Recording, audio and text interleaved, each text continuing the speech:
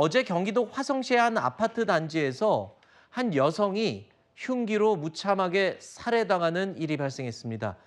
그런데 이 피해자를 숨지게 한 사람 다름 아닌 사실혼 관계의 남성이었습니다.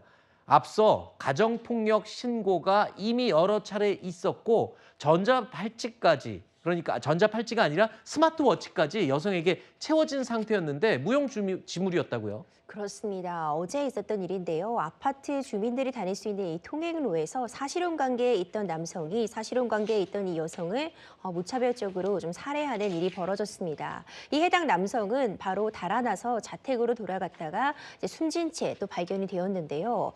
이번 사안 같은 경우는 좀 예방할 수 없었는가 짙은 아쉬움이 남을 수밖에 없는 것이 이미 두 차례나 가정폭력을 이유로 해서 신고가 됐던 사안이었습니다.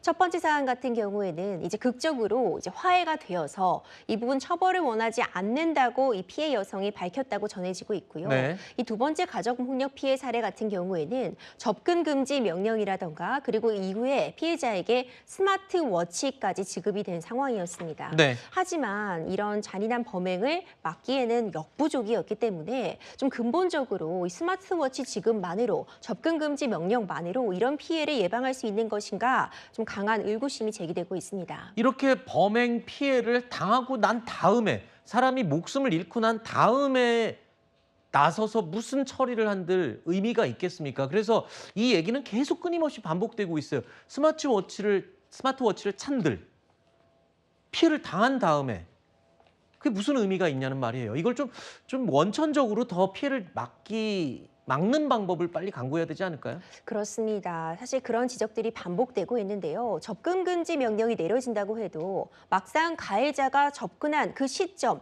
그 상황이 위험한 것인데 네. 접근 금지 명령이 내려져 있어도 접근하는 부분을 물리적으로 막을 방법이 없습니다. 아하. 추후에 이런 부분 금전적으로 제재를 한다고 해서 이런 잔인한 범행을 막긴 역부족이고요. 스마트워치도 마찬가지입니다. 피해자가 스마트워치를 차고 있는 상황이잖아요. 가해자에게 어떤 근본적인 어떤 제재책, 억제책을 마련해 두지 않는 한 이런 네. 범행 반복될 수밖에 없는 상황입니다. 네. 피해를 막기 위해서 그 피해가 예상되는 분에게 스마트워치를 지급하는 동시에 접근 금지 명령을 받은 사람에게도 전자팔찌. 그러니까 전자팔찌까지는 아니지만 접근했을 경우에는 아하. 경고음이 울릴 수 있도록 그렇죠. 그런 전자장치를 함께 보급하고 만약 그걸 훼손했을 경우에는 엄벌에 처하는 이 보완책이 좀 필요하지 않나 하는 생각이 듭니다. 그것도 괜찮은 아이디어네요. 뭐 요즘 거리가 가까워지면 알람이 울리게 하면 뭐 예를 들어 1, 2km 반경 안으로 그 남자가 들어왔다. 그러면 알람이 울리도록. 예, 알겠습니다.